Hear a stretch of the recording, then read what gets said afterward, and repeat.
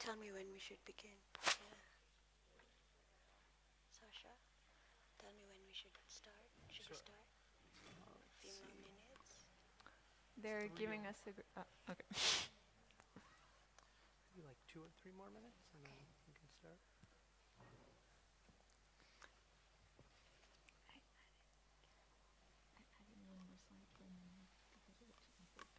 Okay, sure.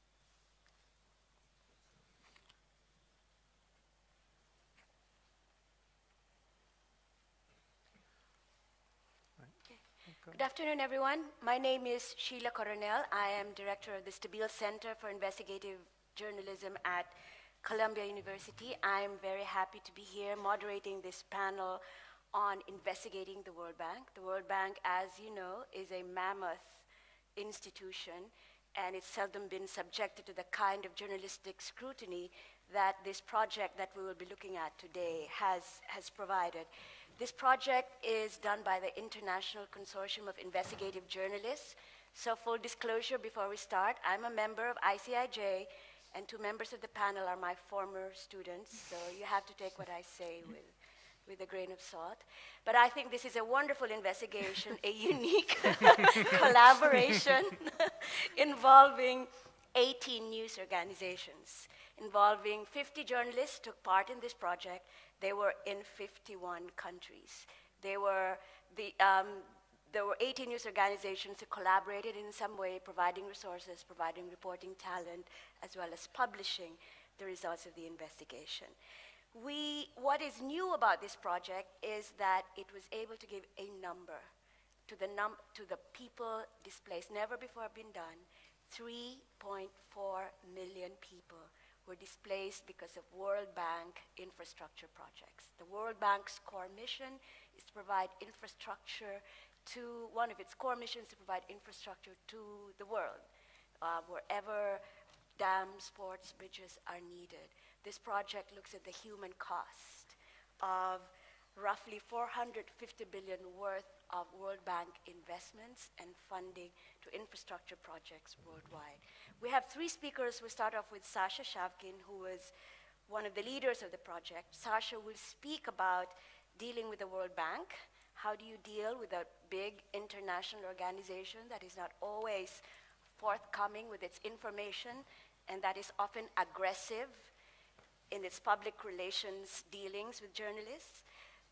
After Sasha speaks, Cecile Chilis Gallego, also with ICIJ, will talk about the data analysis, how you make data, a database, from unstructured information. Basically, what Cecile and her team did was they looked at 6,000 World Bank documents and tried to extract structured data from that document cache. Finally, Lourdes Ramirez, a journalist from Honduras, will talk about how you report on the environmental and human consequences of World Bank projects in a place like Honduras, which is a very risky place and very risky and dangerous place to report from. So each of them will give a 10-minute presentation. After that, we'll open the floor to questions. So, Sasha. All right. Thank you, Sheila. I appreciate it. I'm Sasha Shavkin. I'm a reporter with ICIJ, and I was ICIJ's lead reporter on this investigation. We think that this is an important subject because, as Sheila mentioned, there's billions of dollars in aid that is channeled through the World Bank and other regional development banks that often does not get scrutinized because it is in the developing world, which is hard to get American and European newsrooms to cover, and it's thought that organizations that are helping the poor are beyond scrutiny and couldn't be doing anything wrong.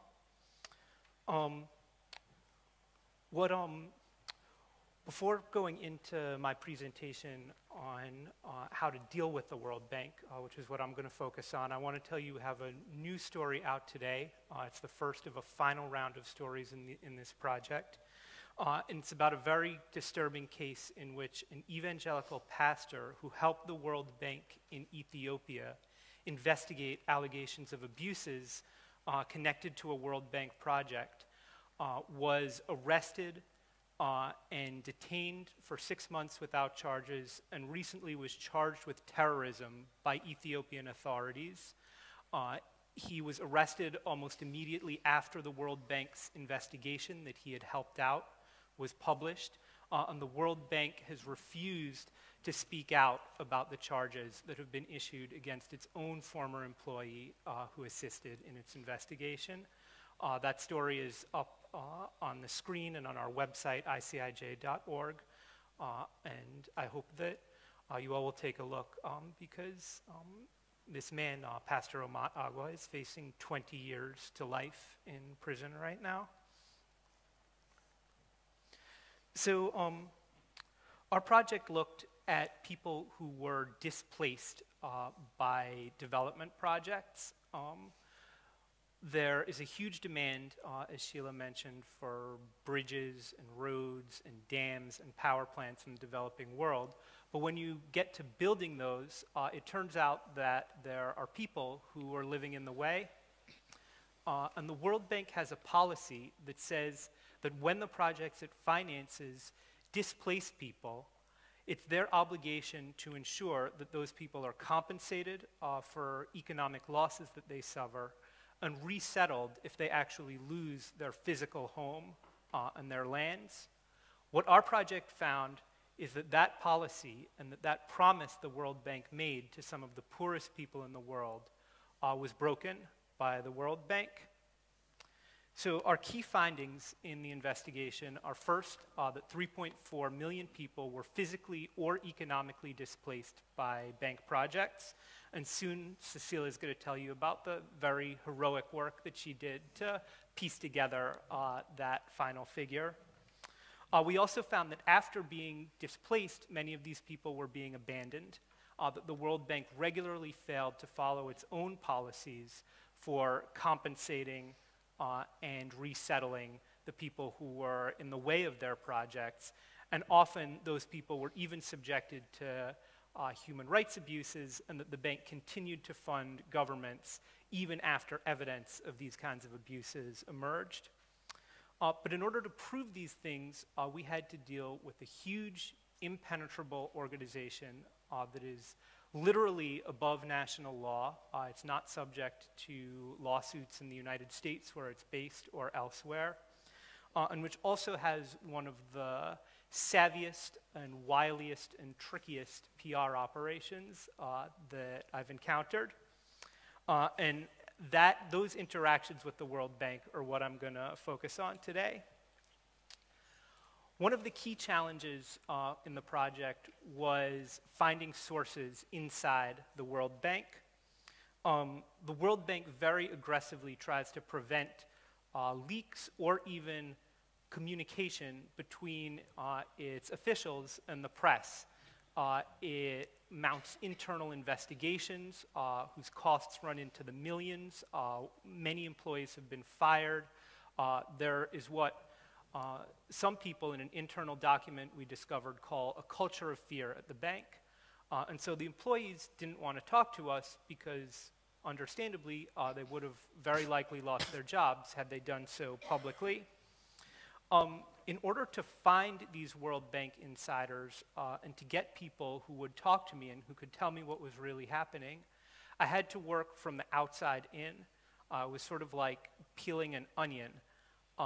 And I would start on the outside with civil society groups who are eager to talk to the press, groups like Oxfam, Amnesty International, and others, and then gradually move closer towards the bank itself. outside of the actual current employees of the bank, there's a whole world of consultants who are on the fringes of the bank. And then a little closer to the bank than the consultants are former employees who are no longer drawing their salary from the bank, but are drawing their pensions and have signed non-disclosure agreements and often have a lifetime of loyalty to the bank. And so my strategy for getting people who would speak to me was to work layer by layer, moving closer to the bank, and ultimately trying to get current officials who could talk to me. And I found 2 people who are current employees who were able to share valuable information with me. It was also important to understand how it was possible to use those inside sources. They couldn't talk on the record, but there were other things that they could do. And one of the key things was to give direction to the project, to explain if our hypotheses were correct, and to help us understand the sometimes misleading answers that we were getting from the bank itself. One example was in analyzing the documents, we found that many cases that appeared to be displacing people were not preparing a key document planning for their resettlement. When we asked the bank, they told us, well, actually those projects didn't end up displacing anyone at all, so there was no need to prepare this document. Our inside sources told me that that simply wasn't true, and that there was actually a failure to follow the policy within the bank, and that was one thing that helped convince us to go forward and pursue the investigation. We dealt with a number of PR tactics from the bank in the way that it responded to our investigation. They'd give us misleading answers. They tried to scoop our story by admitting things ahead of time. They tried to discourage our partners from working with us by disparaging ICIJ. And after we published, they mounted a publicity campaign against our findings, trying to question their accuracy and say that we had gotten the story wrong. If you look, there's a timeline of our dealings with the bank on the screen. It was October of 2014 that we first approached the bank. We spent months going back and forth with the bank, mostly about our data analysis and also about our in-the-field reporting on certain cases. They told us in December that we were getting the story wrong, that our analysis of the data was coming to misleading conclusions. Then in March, shortly before our story was set to come out, and right after we sent them a final set of questions, the bank called a press conference and publicly admitted that some of our findings were true. And that was one of the most interesting and instructive episodes in dealing with the bank. The bank put out a press release on March 4th. They called a conference with the World Bank president, Jim-Yong Kim. They invited the Wall Street Journal and Financial Times and Reuters and others, and seemingly everyone but ICIJ, who had been asking about these specific questions for about 5 or 6 months at that time. And they said, we took a hard look at ourselves at resettlement, and what we found was very disturbing. And it turned out that as the bank had been telling us our story, that we were getting things wrong, they actually had internal documents in which they had looked at their resettlement policies and found much the same things that our data analysis had showed. The president of the bank also pledged at that time to create an action plan to fix the bank's problems with resettlement, which is still being enacted. So I guess if there are key lessons I would take from my interactions with the World Bank, one is to make sure to do your best to develop inside sources, not because they're necessarily going to be a whistleblower or give you a big leak, but because they need to give you direction in order to understand when you're getting the story right, even when the bank itself is telling you otherwise. Another is to be willing and able to correct the record publicly when your reporting is attacked. That's something that happened to us. There were letters written to numerous of our co-publishing outlets asking them to retract the stories. None of our findings were inaccurate, but we had to respond in public. And I think that when we did respond in public in a story that we did, that helped to prevent the bank's counterattacks in the future. And the final lesson is not to presume that an organization that has an altruistic mission is going to deal with you in good faith. I think when investigating the World Bank, and I can't say from personal experience, but I would imagine other multilateral development banks, I would treat them similarly to a business or a government agency or any other kind of organization in which you're prepared to publicize embarrassing material about them. And I'll now pass on to Cecile to talk about our data analysis. Yeah, so I'm going to talk about the 3.4 million physically and economically displaced person number that we found. First, very early on in this project, I think there was a willingness to document this using data. There were a lot of individual cases with complaints that we found that were very important, but I think associating the underground reporting that Sasha and Lourdes and others did with an actual data set that we put together is what made this project strong enough that when the bank came back to question our funding, we felt confident that we had gotten this story right. If we go back to how the story started, we were wondering basically what the bank had on those projects that displaced people. We had those individual complaints, but we couldn't find anywhere data set or information that would look at this issue in a systematic way, and that's what we tried to do. We found all the projects for the time period 2004 and 2013, all the projects that had displaced or potentially displaced people. I'll talk more about the distinction in a minute, but even finding that information required sifting through many documents. The World Bank publishes structured data, and they have I think they've had in the past few years a strong push for open data, but this is the question every time we deal with data. There's a choice between what is put out there and what is not put out there, and I think it's telling to see that some information is given by the bank as a spreadsheet format, and some you need to read through PDFs to find it because they don't make it available. I don't think it's necessarily that they're trying to hide it. I mean, we're not in their heads, but it at least says that it was not considered something important that people would study, that it was put out there. So we found 969 projects in more than 100 countries, potentially displacing people, and we find 3.4 million physically or economically displaced. That means basically anyone who needed to be compensated by the bank according to their policy. So not within that 3.4 million, not everyone had to relocate to a new house, but sometimes they lose part of their land or their job or part of their revenue. But the main conclusion was that there were inconsistent and incomplete documentation, in the sense that they were not tracking this information very systematically. I don't think there's a 100% sure number for every project of everyone who has been displaced, and that says a lot, because if you're supposed to compensate those people, it's a little bit worrying that you're not even sure after reading World Bank documents who has been actually displaced and who needs to be compensated.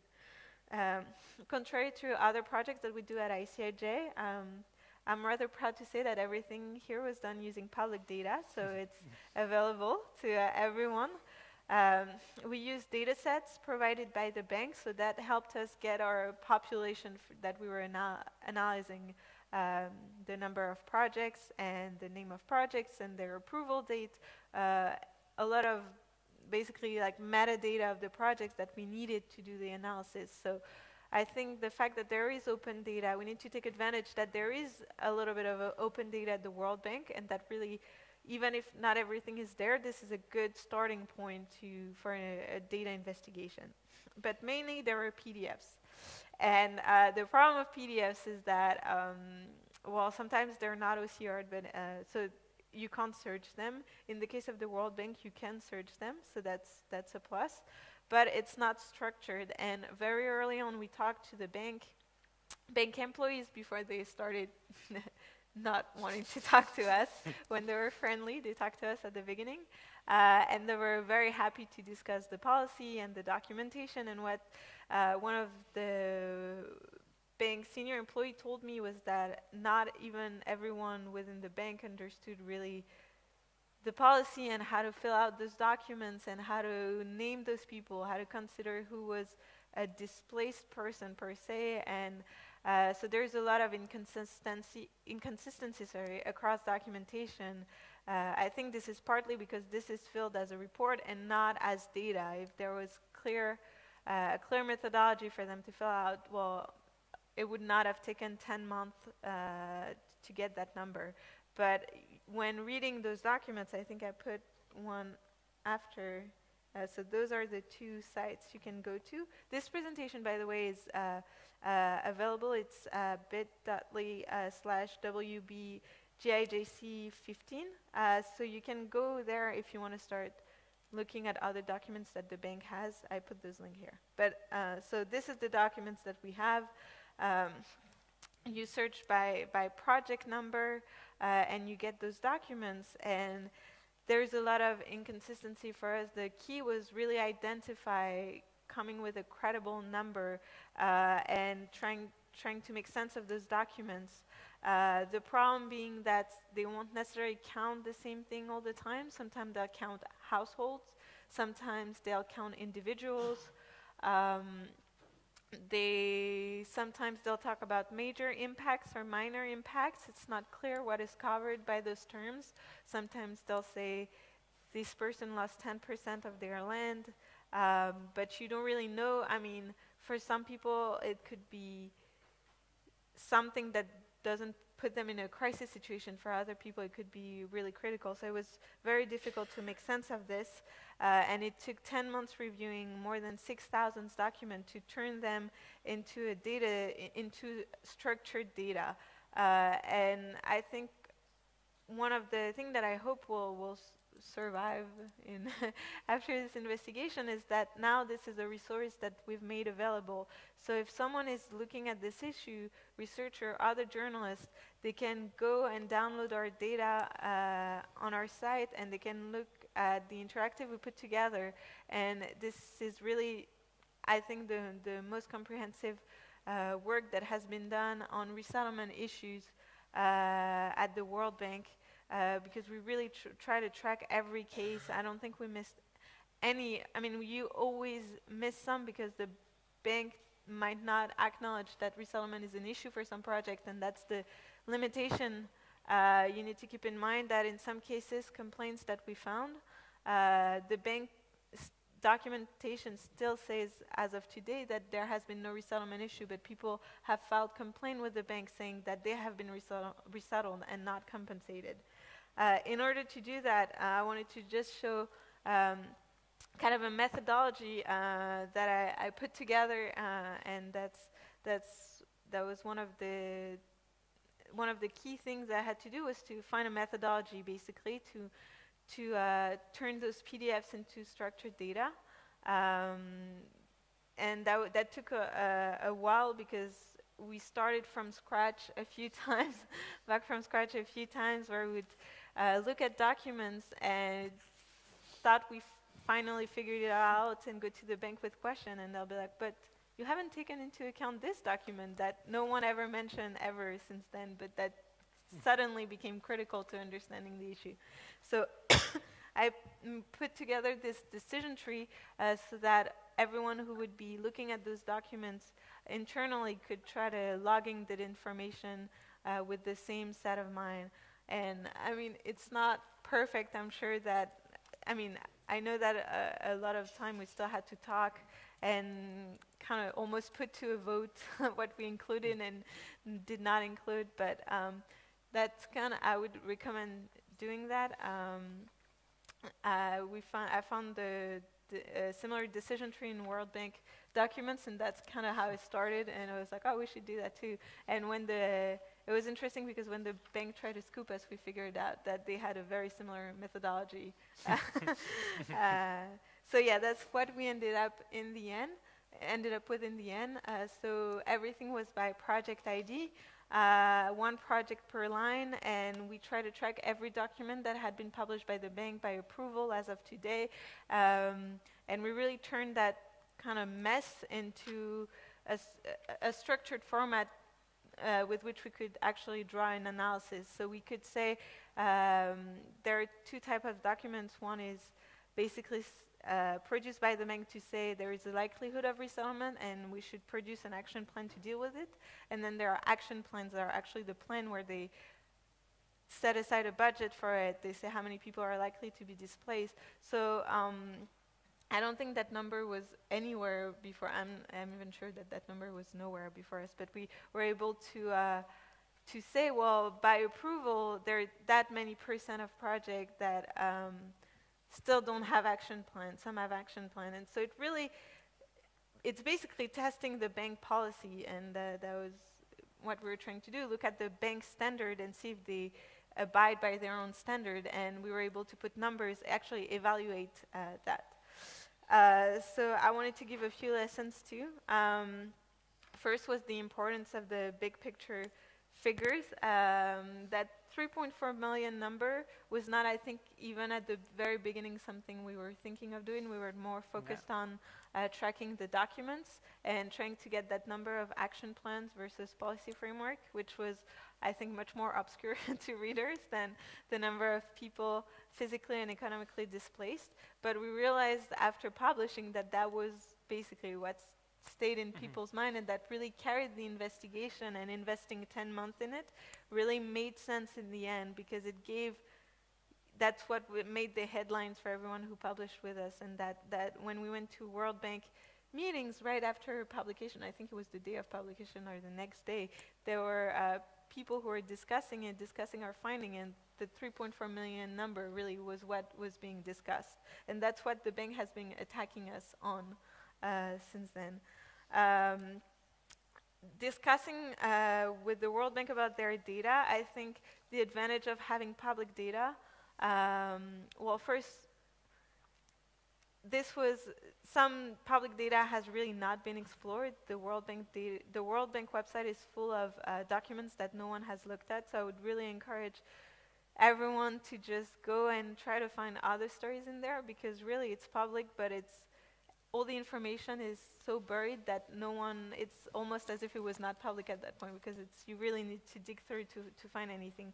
But the bank initially was very open to discussing with us, and I think it was a good strategy on our part to go to them with our finding and share our spreadsheets. I mean, you might disagree with this, but I think it was very helpful to have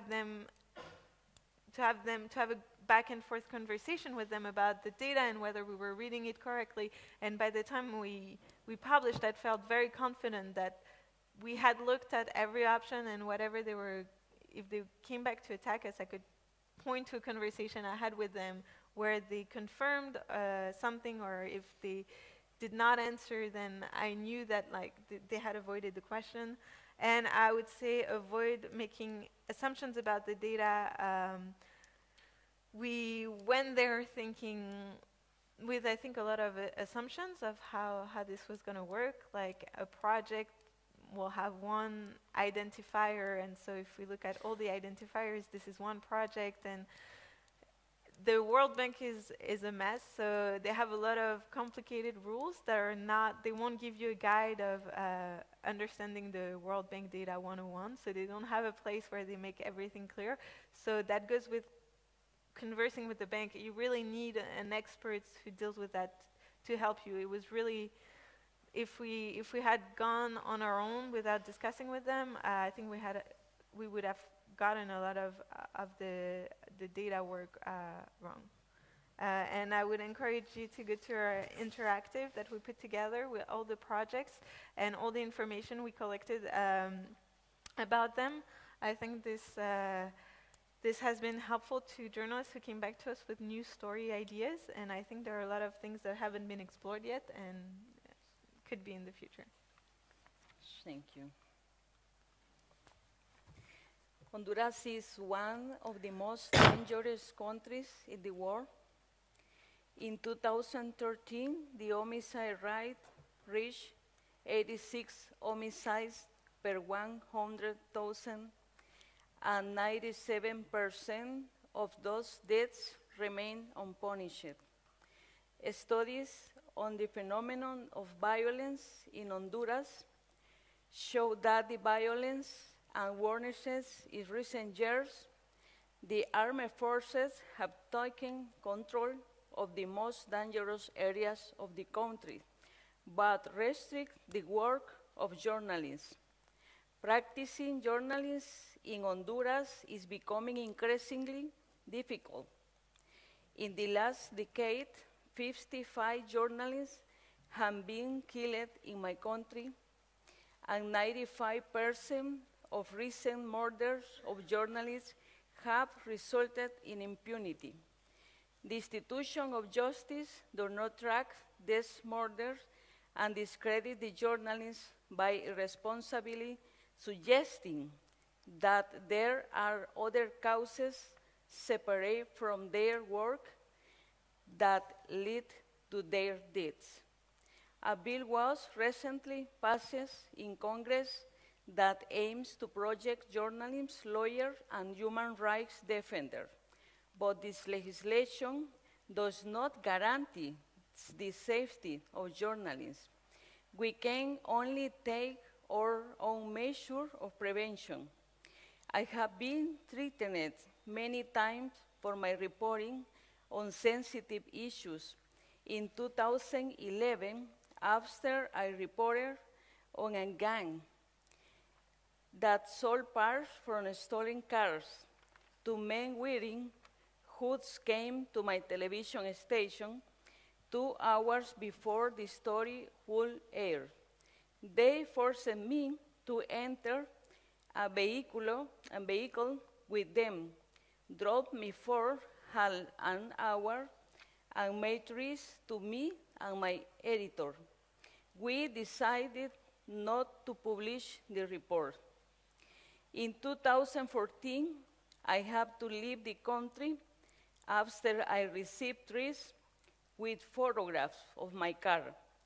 A commander in the military told me that it was because of a report I had done about human rights violence against patients at a hospital that was controlled by gangs. The report resulted in military action, but also repression of journalists. One of the areas of great risk to the press is the Bajo Aguán, where oil palm is grown. More than 130 people have been killed, and 6 others disappeared. In this area, between 2008 and 2013, because of conflict between peasants and landowners over valuable oil palm plantation. Throughout the conflict in Bajo Aguán, the military has accused journalists and human rights defenders of destabilization campaigns and being linked to paramilitary groups or radical left-wing ideology. Several journalists have been persecuted, illegally detained, and their equipment has been destroyed. Others have been forced to leave the area as a precaution. In November 2014, my producer and and I traveled to Bajo Juan to the town of Stocoa with journalists Elizabeth Wade and Sacha Chapkin.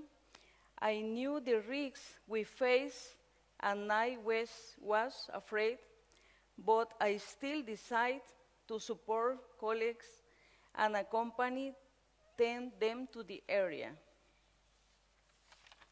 Go to the slides, the projections. Yes.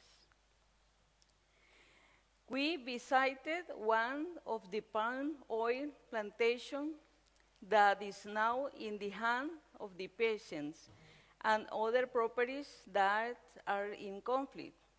We meet with representatives of the United Peasant Movement of Awan Muka, and we interview one of our leaders, Vitalino Alvarez.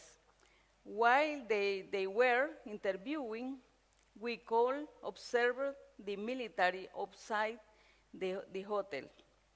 We also asked the NAN Corporation, the largest landowner in the area, to grant an interview to Sacha Chapkin. We got a negative reaction in which the company sent a letter to the military in Bajo Juan saying that a group of foreign journalists will be visiting the region for a week in order to discredit the state of Honduras, the military, and private companies. They circulate a press release to boycott our research. We were surprised that the soldiers were staying at the same hotel as us, but even more alarmed that the commander was in the room across from ours. Previously, without knowing they were in the same hotel, we held a meeting with the military at their headquarters.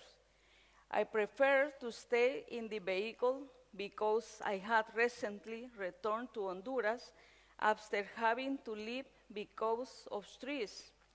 I got after a previous story. While I waited in the car, a soldier approached and photographed our license plate. This was intimidation, and I immediately informed my contacts. The commander's treatment of Sacha and Elizabeth and my producer was totally hostile and aggressive. The Dinan Corporation had already alerted the military, and the commander knew we had arrived in the region on Sunday. The commander warned them that we should not go into the conflict zone and accused the peasants of having prepared an attack they would stage for the foreign journalists. The commander made it clear that anything could happen to us, and he was not responsible, and that it was better to live than to have a foreign journalist attack. He said it was our responsibility if we dared to visit the area, which he had sent soldiers to occupy because of our presence.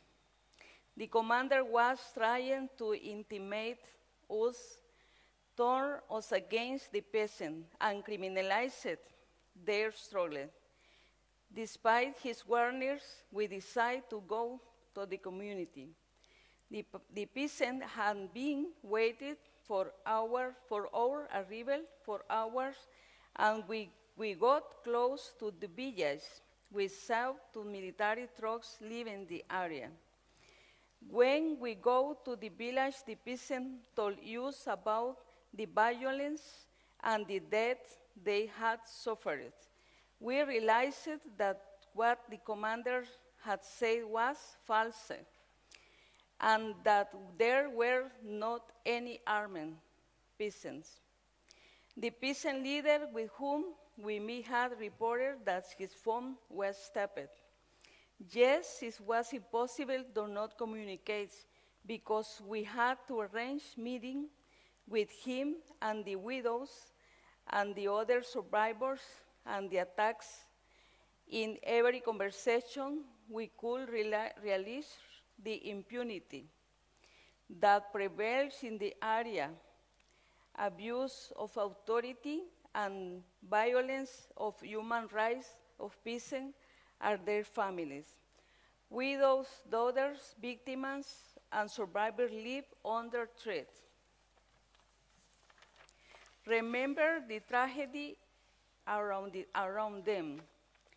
When they see foreign media come, they get hope that their stories are told and that the aides of the world may know the situation and press for Honduras to stop the violence.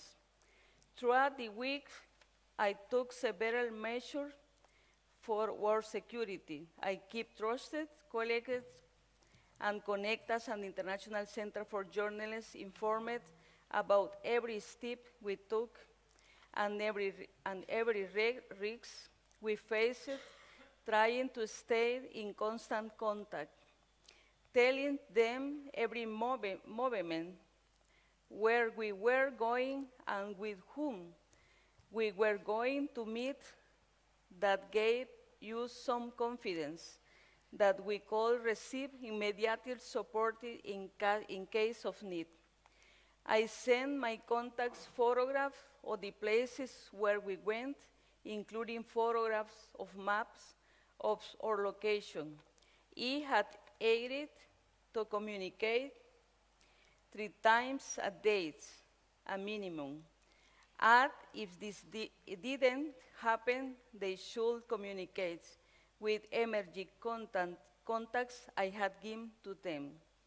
I also made sure that no one was following us, and a few times told our drive to try go faster, so we could get everything done in the light of day and not be out during the night.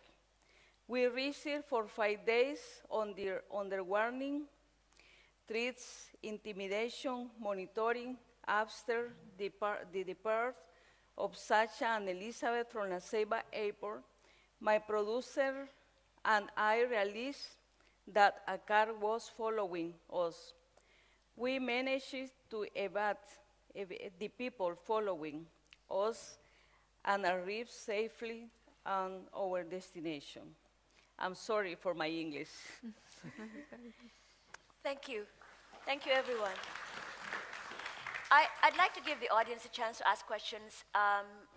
Let me just ask one question, and which is, you know, ICIJ is known for financial leak investigations. This is the reporting methodology in this case is a little bit different. It involved a lot more people out in the field, like Lourdes. So let me ask, how did you choose your collaborators? What kinds of people were you looking for to be part of this project? And did you provide guidance in terms of security and other issues that may arise in the course of field reporting? So certainly this was a different model of project for ICIJ. It's one that is much more based on on-the-ground reporting in the field, and one that we looked for different kinds of reporters in order to report on the ground and to work with us on the ground.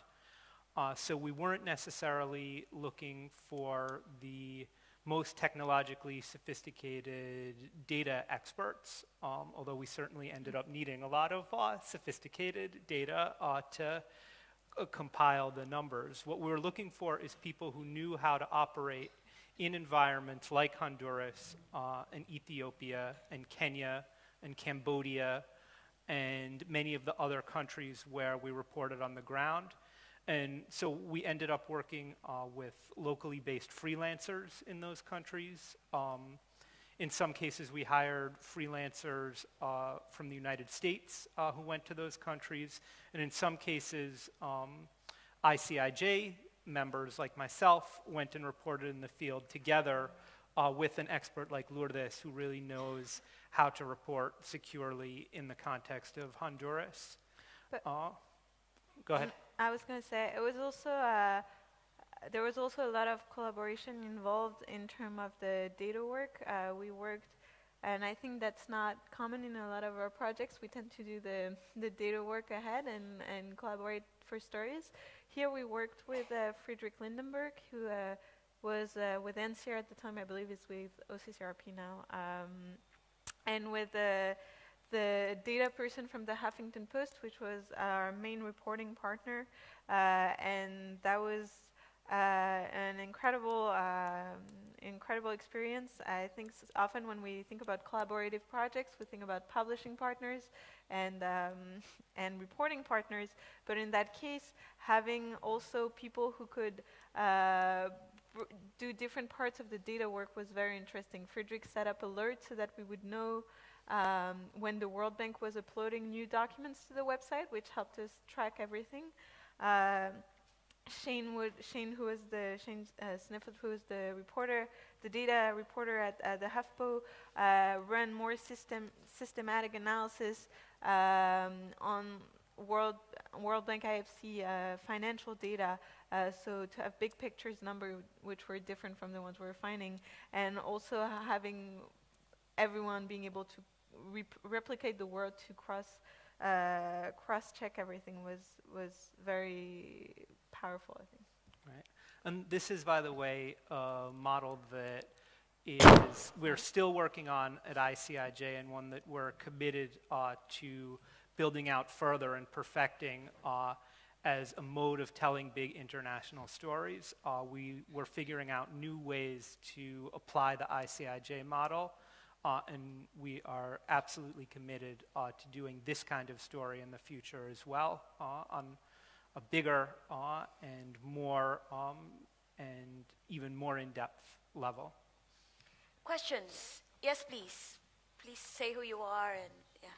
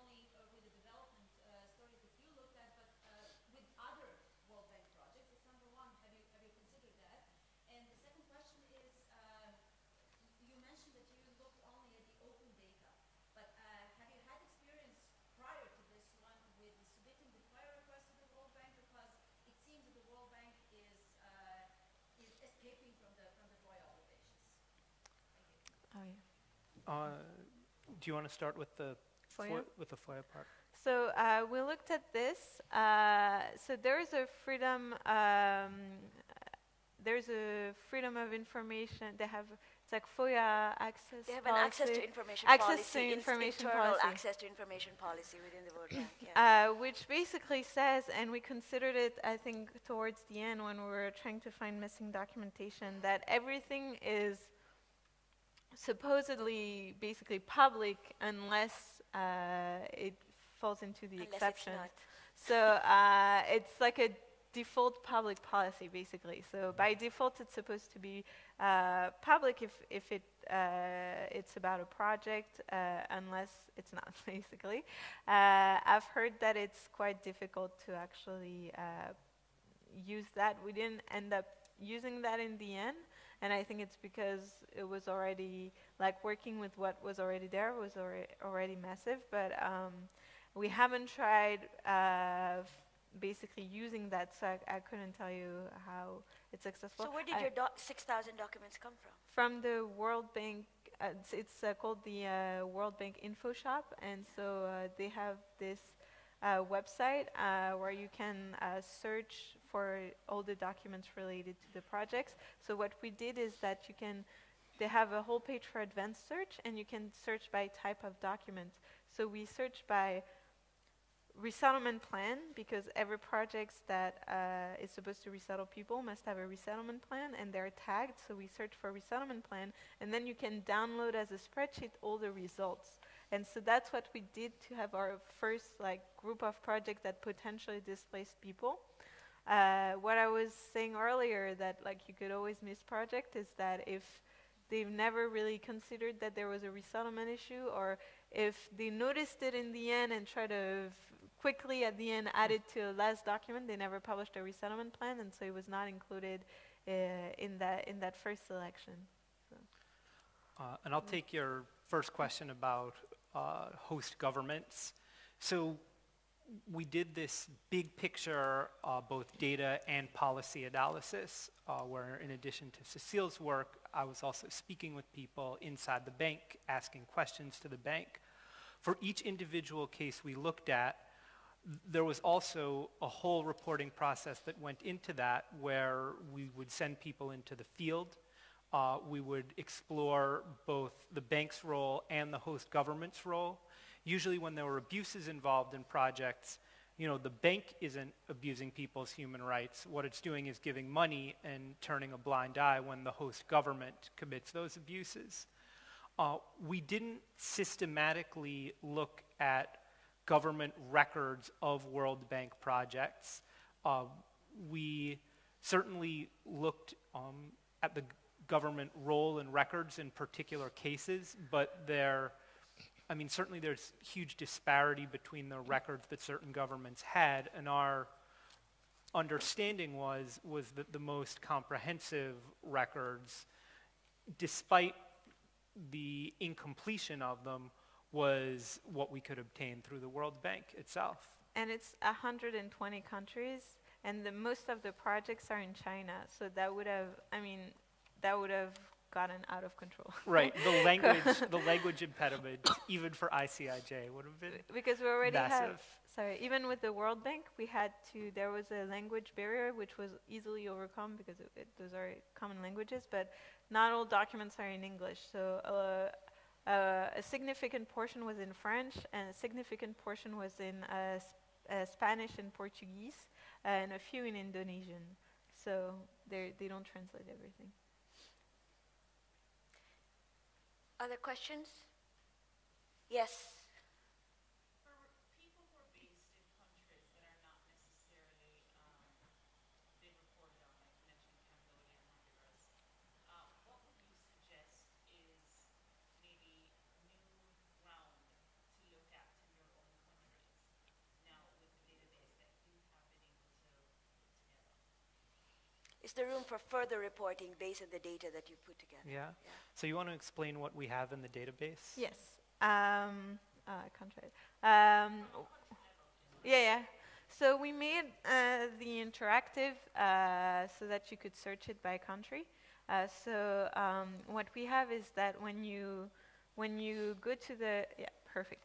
If you go there, it'll show you the projects with the color scheme based on if it's the one with the bigger number of projects or a bigger number of people affected, or the countries where there were complaints filed with the bank. Once you click on a country, it will take you to a page where it lists all the projects with confirmed displacement, all the projects with possible displacements. Those are projects for which the World Bank at some point said, well, it looks like people are going to be displaced, and then they never followed up, so we don't know. It will tell you if there was a complaint, the amount invested, the number of people displaced if we know, and the type of documentation available. So really, I would say it depends a lot of which country you are looking at, because some country might have 2 projects, and in that case, except if those projects are interesting, I don't really know what to tell you. But Sasha, maybe you What country were you thinking of?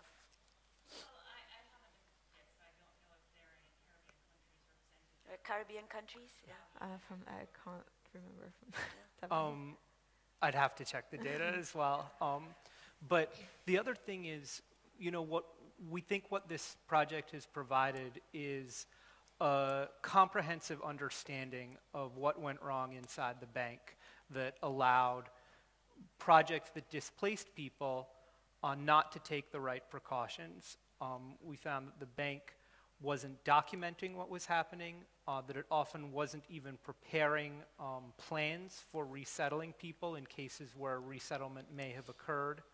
And we found that there was a general culture of essentially allowing borrower governments to do as they saw fit without really enforcing the policy. So another thing that I would say to you is if there are cases that have been reported in the press by civil society groups or elsewhere in your country where people have been displaced by World Bank projects, it would be very logical to ask these kinds of questions. You know, did the bank know that people were going to be displaced? Did they prepare a resettlement plan?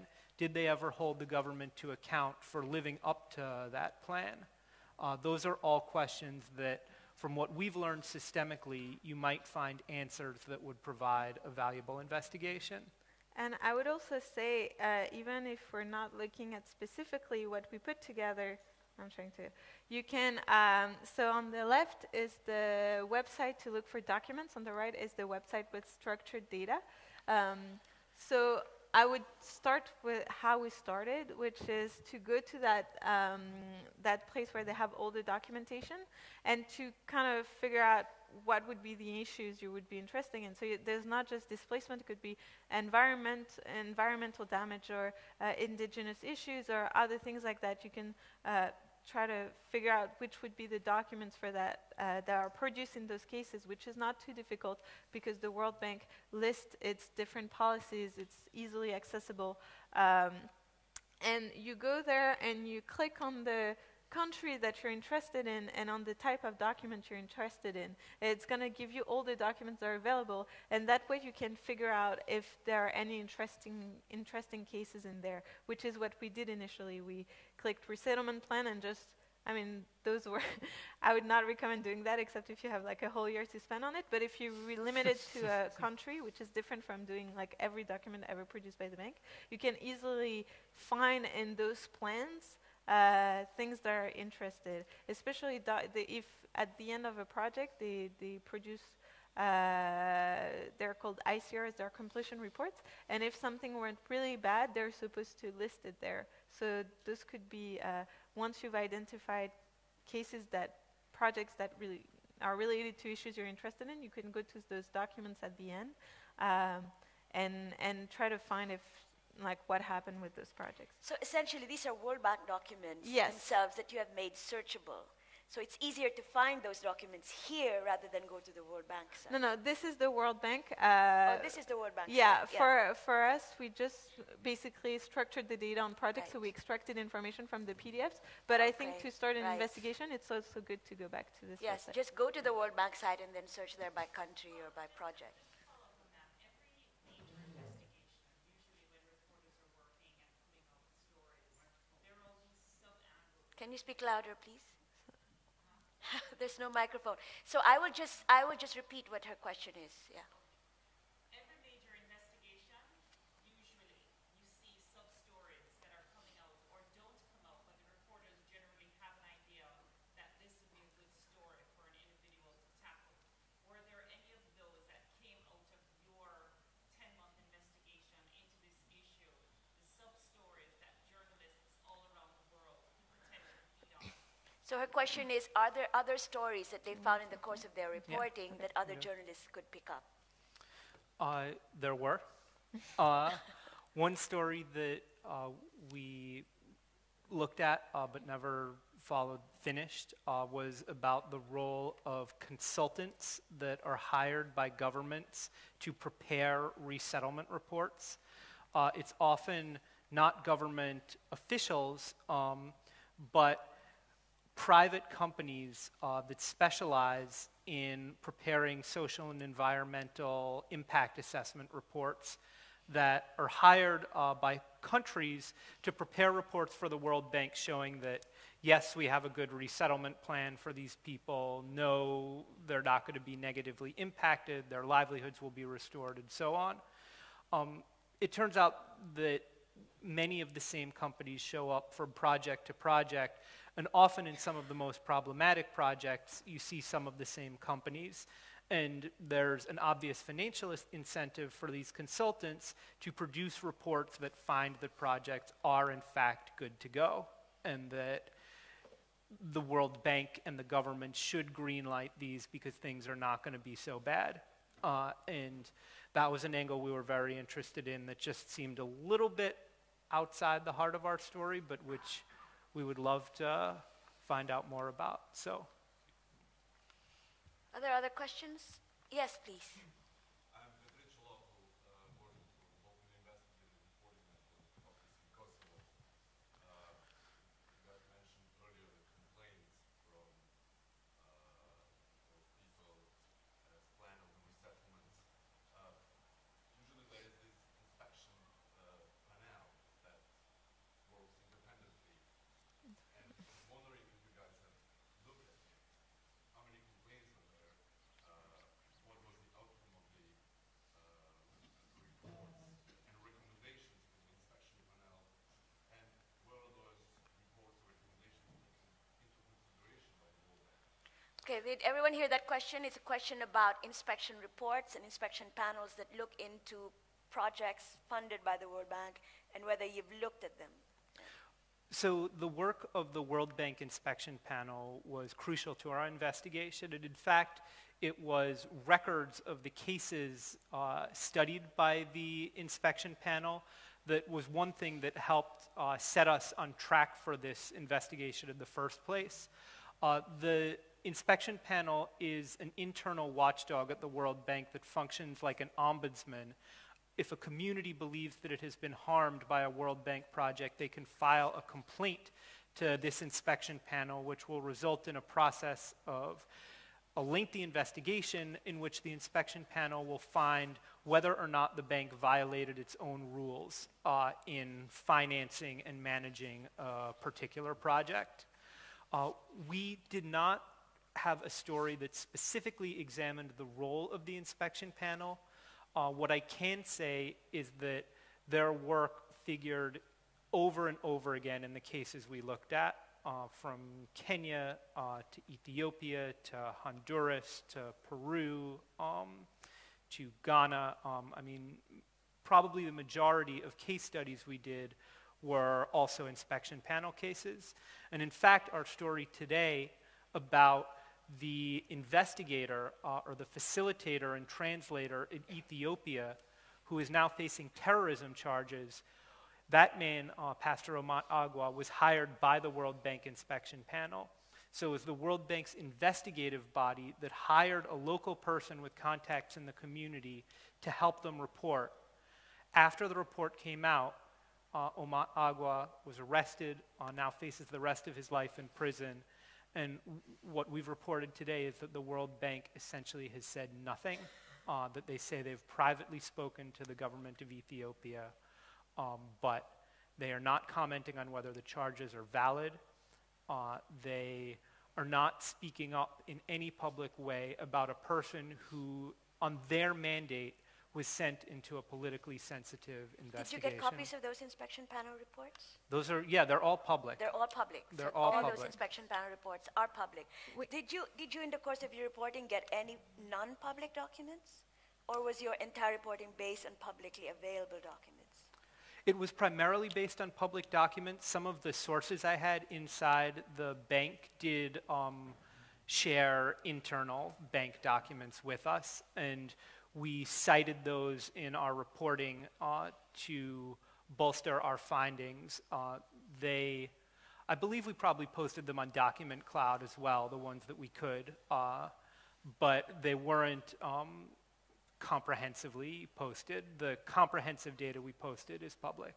And So this is like a story that's been hiding in plain sight. It's been there on the World Bank website all along until these journalists examined those documents. Yes, Cecile? I was just going to say, regarding the inspection panel, we read all the complaints, and we actually identified all the ones that were specifically about resettlement, and that's what we made available. So we actually read all of them to find all the ones that were specifically about resettlement for anyone who was specifically interested in that issue. Other questions on the floor? Yes, please. My name is Ellie from Indonesia. I understand from your presentation that not just the data, but you also need sources on ground or insider from the World Bank. You also mentioned that one of your source, one of the source is in prison now. So can you tell us how did you protect your sources? Because maybe in some of their positions were in danger because of this reportage. And now are they, some of them are also still in danger? And do you have any anticipation or do you help them to well, if someone is giving legal suit to them, are you helping them? Okay, so I'll take a few of those questions, and I'm also going to ask Lourdes's thoughts, who has a lot of experience reporting in Honduras. One thing that was abundantly clear to me in doing the field work on this project, which I traveled to Ethiopia, to South Sudan, and to Honduras, was that the risks that I faced in the field were a tiny fraction of the risks faced by the people who helped me report, who lived and stayed in those countries. I certainly tried to take every measure that I could to ensure that people who spoke to me and who helped me in the reporting process were safe. That included communicating according to the methods that sources preferred. For example, in Ethiopia, the government monitors communications aggressively. The fixer, who again, this was my fixer, who's now in jail for his work with the bank, there were certain modes of communication which we used instead of others because the government monitored some, and I don't want to go into one versus another, but I could talk with you personally about that. I think we should wrap up soon, but I'm going to ask Lourdes, ¿cuáles son las medidas que tomas para proteger a fuentes en Honduras cuando reportas? Y cuando contestas, si puedes decir dos frases y esperar, y yo voy a traducir. La protección de las fuentes. Exactamente. Sí, bueno, nunca, ¿verdad? Siempre trato de no hablar por teléfono, ¿verdad? Porque no es seguro hablar por teléfono ni por correo electrónico, sino que trato de buscarlas directamente o a través de otra persona, So one thing that she does is she tries never to speak by telephone or by email because those are not safe in Honduras. She tries to meet with people directly or communicate through a third person. De esa forma, pues me protejo yo y también lo protejo a la persona que me pudiera estar dando alguna información. Y bueno, en el caso del Bajo Guan, que tratamos de comunicarnos con alguna gente, no previamente, sino cuando ya estábamos en la zona para minimizar los riesgos. So by not communicating by email or telephone, she protects both her source and herself. In the case of Bajo Aguan, when we traveled to that region, one thing that she did was not contacting certain people ahead of time and contacted them shortly before we were going to meet with them in order to minimize the risk to those people from our visit. Yeah. Oh. Right, I'm sorry, but we have to wrap up. I'd like to thank our panel for this very interesting presentation and for showing, how you can make an investigation based fundamentally on publicly available records rather than leaks, but combining good data analysis as well as on-the-ground reporting. Thank you very much for your questions, and thank you for attending this panel.